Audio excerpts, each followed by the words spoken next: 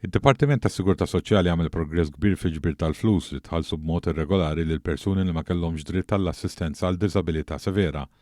Fil-fatt jirriżulta li fl-aħħar sena inġabru medja ta' kważi 90,000 euro kull xahar.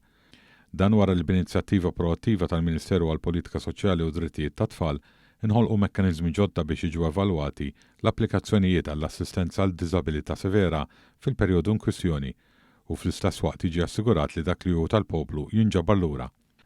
B'kollox kien hemm 340 persuna li laħħu tħallsu 6.1 miljun euro f'benefiċċji li ma jkunux dovuti lilhom, waqt li sal-lum diġà nġabru 2.2 miljun euro wara li l-Gvern daħal fiftehim mal-maġġoranza assoluta ta' dawk kollha li rċevew dawn il-ħlasijiet b'mod irregolari.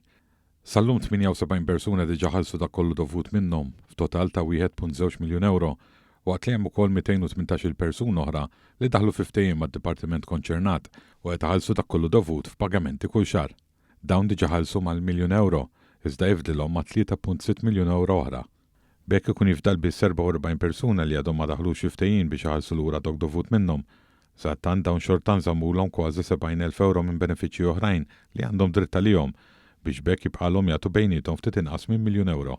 Dan jirriżulta minn xhieda li tad-Direttur Ġenerali tas-Sigurtà Soċjali George Cremona meta din il-ġimgħa kompla smigħ tal-kawża ġudizzjarja marbuta mal-irregolarità imsemmija. Fil-qorti quddiem il-Maġistrat Rachel Montebello, Cremona spjega kif il-Gvern qed jaħdem qatih biex jiġu rkuprati l-flus maħruġa fil-każi ta' benefiċċji relatati ma' diżabilità severa li ma kinux dovuti. Attwalment fil-qorti għaddejjin proċeduri kontra 5 persuni li tpoġġew taħt ta' akkuża ma' ħabbarjati marbutin ma' dawn il-każi.